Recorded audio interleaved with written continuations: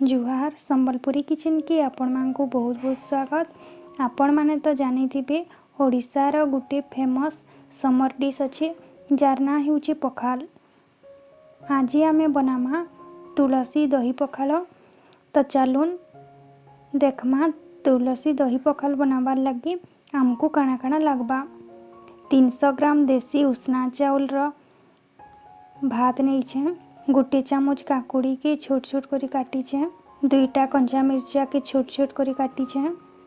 गोटे चामच कट्टा धनिया पत्तर, गोटे चामच कट्टा पुदीना पत्तर, किछि छोट छोट कट्टा आमकसी अदा, गोटे चामच कट्टा गाजर, गोटे चामच कट्टा तुलसी पत्तर, गोटे ग्लास पान, गोटे कप दही आ स्वाद अनुसार नून। पहला आमे पखाल दी पान देमा।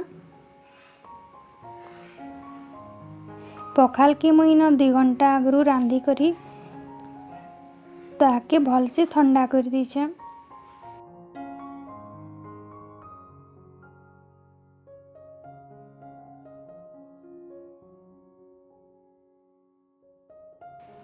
तापरे आमे इति दही भात के भल से ठंडा हैला परे दही देबे, नेहेले दही छिड़ी जिबा।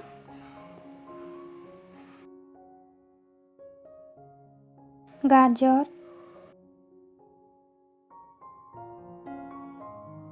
काकुड़ी, धनिया पत्तर, पुदीना पत्तर, आंबकसी अदा, मिर्चा, तुलसी पत्तर और स्वाद अनुसार नून देमा। तापरे ताहाके भल से मिक्स करी देमा।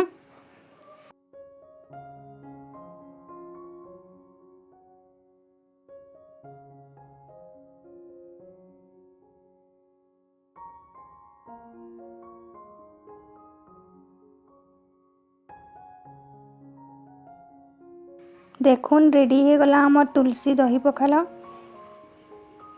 आपण माने निश्चित रे इताके ट्राए करबे आ केनता लागबा जे मते कमेंट करी करी जणाबे। मोर वीडियो जदि आपण मानकु भल लागला बेले लाइक करूँ आ वीडियो की शेयर करूँ आ मोर चैनल संबलपुरी किचन की सब्सक्राइब करूँ। वीडियो देखिथिबार लगी बहुत बहुत धन्यवाद।